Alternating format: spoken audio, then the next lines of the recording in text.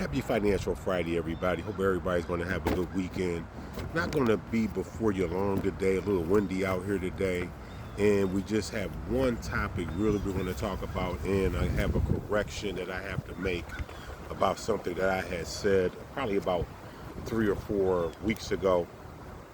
And we'll just start with that. I had mentioned one time regarding the mayor's budget that regarding the deputy mayors, um, I was wrong. The deputy mayors, we don't come out of pocket for the deputy mayors. That's a grant that takes care of that salary. So I was made aware of that by an anonymous source, and I thank that anonymous source for watching the show, and thanks for that correction. All right, but the topic today we're going to talk about, and once again, I'm not going to be before you too long, is budgeting. And we've talked about budgeting before. But one thing we've talked about different types of budgets, and we're going to do that too. But we didn't do our homework before we started budgeting. And so there's some stuff you need to do before you even start putting a budget together. The first thing you need to do is track your spending. You need to establish exactly where the money's going. You need to know that. And the reason you need to know that is because that's going to uncover hidden habits. You may be going to Starbucks. You may be going to Tim Hortons. You may be going to the club. Whatever you're doing, you may be doing too much of that. And if you can cut back on that, that may free up some cash in another part of your budget. You have to identify your goal and define what you're budgeting for. If you're budgeting for emergencies, it's for emergencies. If you're budgeting for a trip, it's for a trip. Once again, those are midterm goals. Anyway, we talked about that last week. So we want to do that.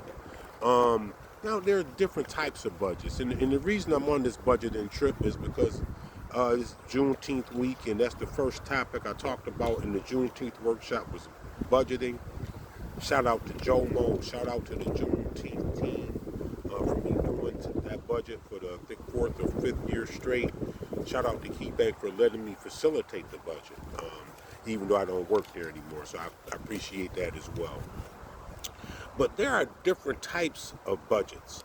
So the most common budget is the 50-30-20 budget. I think everybody watching me should know this budget. That's 50% needs. It is 30% of the budget is used for the wants, and the 20% is used for repaying debt. Now, we did discuss that before, what's in that 50%, and what should be in that 50%. Even if you go to church, your tithe should be in that 50%. We did talk about that. We talked about that before, the 30%, the 20%. Now, what we didn't talk about is this budget, this 50-30-20, can be tweaked. So what do you mean? So let's say you got a little bit more debt. You want to go 25% debt, 45% needs. You can do that. And I don't think we discussed that last time. And I'm talking about that because the last part of my inbox I didn't talk about earlier this week was all about budgeting. 4 people inbox the same thing about budgeting. And so we want to make sure that we're planning first. The 50-30-20 budget is not written in stone. Just like nothing in finance is written in stone. Stuff changes. The budget changes as your needs change as a family or as an individual.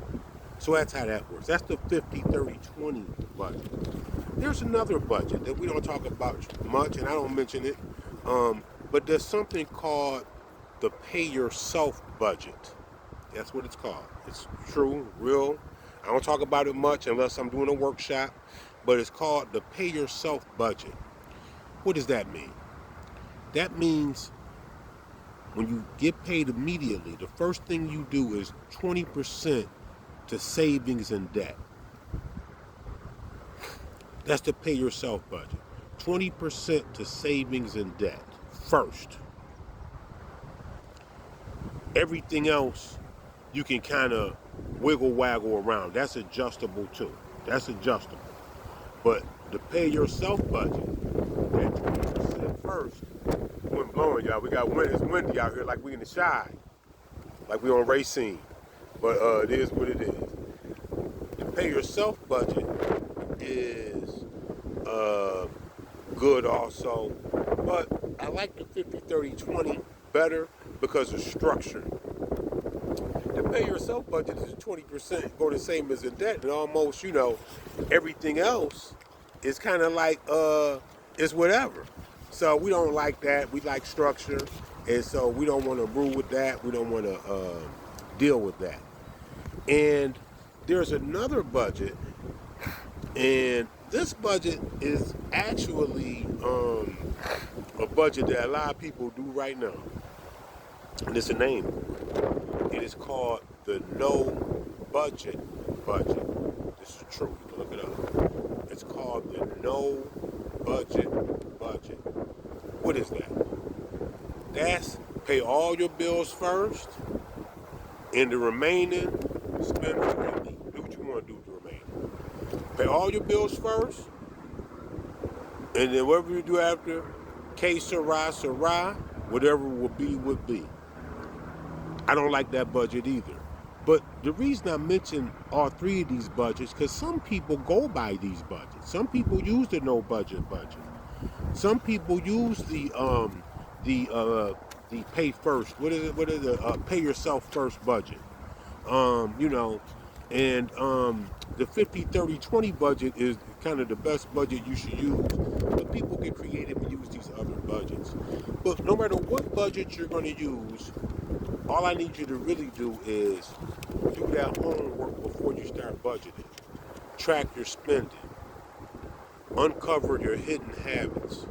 Those hidden habits, you might not have to cut them off all the way, but you might have to tweak them off if you want to move money around. And the reason we're talking about moving the money around so much is because of how inflation is and everything else. So that's all we're talking about today. Timekeeper on me, the wind is on me. Stay on point and always have a good weekend and be blessed. See y'all.